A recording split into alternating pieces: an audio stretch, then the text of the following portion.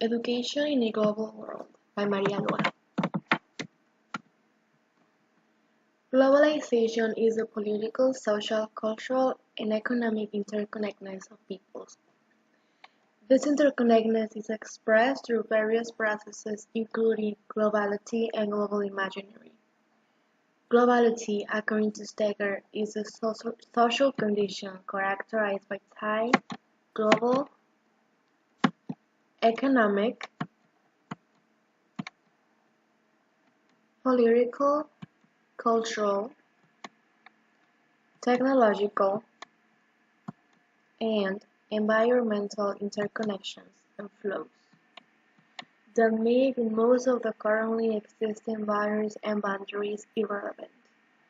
Globality is the social condition that gives more importance to the global instead of the national. Two of the most important implications of globalization for education are social justice and cultural pluralism. Social justice can be promoted by the global implementation of a multicultural curriculum. The subjects the school teach should expand the cultural knowledge of people so they are able to know a culture that is different from their own. The US takes pride on being a melting pot. However, the stories of all these diverse people are either not implemented into the curriculum at all or not told accurately. Additionally, teachers have to adjust their educational techniques from one student to the next due to the fact that students have been impacted by different types of oppressions and disadvantages that enable them to learn in the same way other students do. Last, the implementation of a diverse curriculum should interest students about social justice and activism. As stated by Banks, multicultural education assumes that diversity enriches a nation and increases the way in which its citizens can perceive and solve personal and public problems.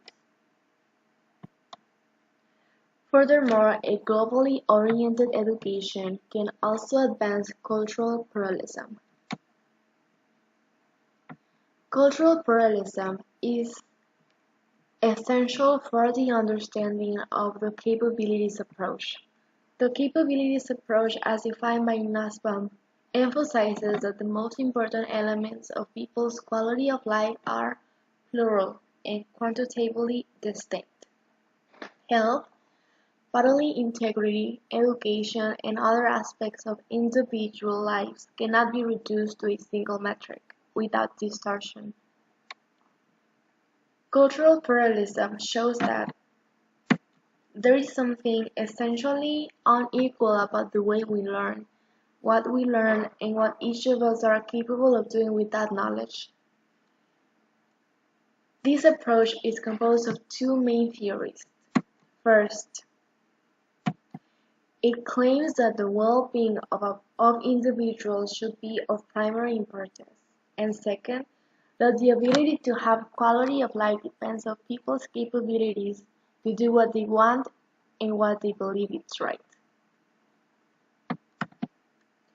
In order to understand how the capabilities approach is useful in terms of providing people what they need, let's look at one of the most successful and innovative solutions for education inequality in developing countries. El sistema de aprendizaje tutorial is an innovative and well-developed alternative secondary program that integrates relevant theory and practice into teaching methods, such as learning mathematics and science in the context of agricultural innovation. This program was successful because the interventions were designed in response to local demand. It possessed flexible adaptation models and involve outside sustainable resources. Programs that wish to be well received need to be sensitive to the community's needs. They need to take into consideration what the people in the community want, not tell them what they need. SAT was accepted because it met the demands of rural communities. It enables students to obtain jobs that only require secondary certificates, as well as help them get into college. Although these accomplishments might seem insignificant, they can really be empowering for girls in rural areas. Girls who would not have gotten a job or gone to college if it wasn't because of the SAT after-school program. Furthermore, flexible adaptation is another one of the factors that makes SAT highly effective when introduced in other Latin American countries. A flexible adaptation requires identifying the core essential aspects of the model that must be maintained as it scales. In the case of SAT, the core element that does not change is the underlying philosophy of developing a generation of socially minded young people who can serve as engines of sustainable development in their communities. Finally, the active involvement of the community on the development of the program in each country plays an important factor for the sustainability of SAT. Tutors are actively involved in the community and often in the students' lives as well, building close relationships and spending time with students and their families outside of lessons. On the other hand, education could play an important role on shaping alternative worldviews by fostering a cosmopolitan curriculum. This alternative would advocate for equality,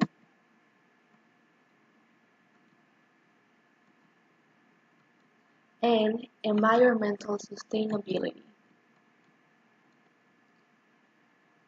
Consequently, students will have more empathy for all people and understanding of different beliefs and practices. According to Banks, education within a pluralistic society should affirm and help students understand their home and community cultures. It should also help free them from their cultural boundaries. To create and maintain a civic community that works for the good, education in a democratic society should help students acquire the knowledge, attitudes, and skills needed to participate in civic action to make society more equitable and just. Meanwhile, a cosmopolitan curriculum would counter the influence of neoliberalism.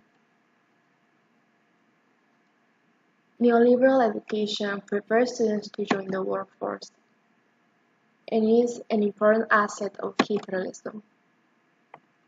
Capitalism is more or less a perpetuator of inequalities in the world. According to Apple, author of Between Neoliberalism and Neoconservatism, Education and Conservatism in a Global Context, what is private is necessarily good, and what is public is necessarily bad. Public institutions such as schools are black holes, into which money is poured and then seemingly disappears, but which do not provide anywhere near adequate results. For neoliberals, there is one form of rationality more powerful than any other: economic rationality. This kind of ideology processes that any kind of investment in anything that is not related to the economy is not worth it of their money and time In order to integrate a cosmopolitan worldview into their curriculum, it is necessary to leave behind neoliberal ideologies. Overall, the concepts I learned throughout the course have helped me develop a plan that will improve the quality of life of girls in developing countries. The plan I developed is divided into two main sections: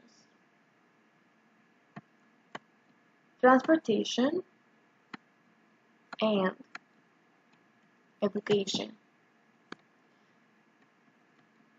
The first part of the plan will provide girls with physical access to schools by giving them bicycles. The bikes will work as an incentive for girls to pursue or continue pursuing an education. Each bike will have a basket attached, and each basket will include books and school supplies. In order to finance this project, I plan to make a Facebook campaign as well as raise money through GoFundMe.com. Additionally, the project will be financed and organized in the US. In regards to operations, it will be run in partnership with a local school in Zambia. We will locate someone who can manage the delivery of the bikes and facilitator for the group sessions. We think it is a reasonable goal to fundraise and plot out the logistics for the program over the next 2 years. Therefore, we think the program will be up and running by 2021. On the other side, the second part of the project focuses on the expansion of education. Girls who receive a bike need to come back to their schools and teach what they have learned to the girls who were not able to attend class. We will create weekly collaborative sessions that girls are required to participate in. Meanwhile, other girls, besides from receiving a bike, will receive pamphlets. These pamphlets contain information about sexuality, STDs, and pregnancy prevention. Our target beneficiaries are girls ages 12 to 18.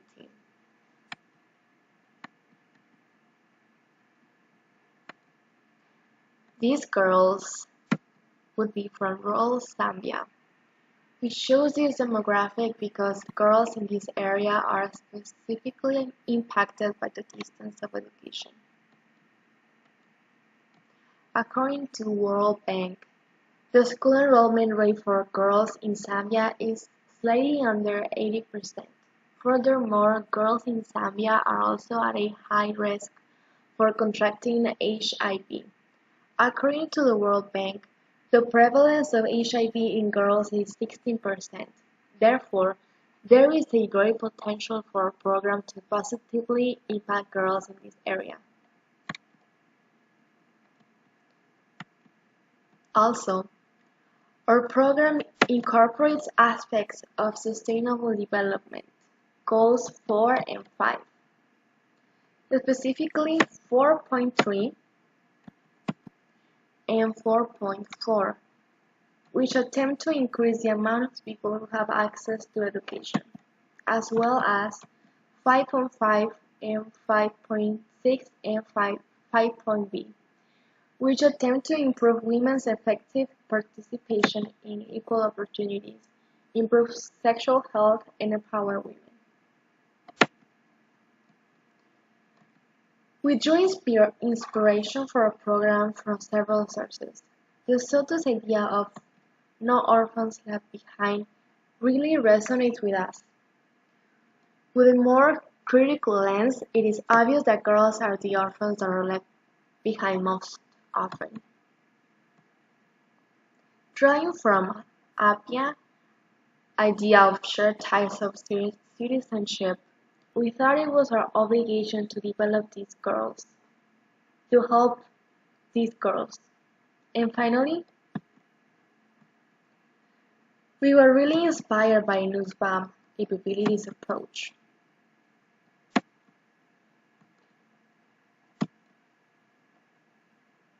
It is an extremely easy program to transfer to communities around the world.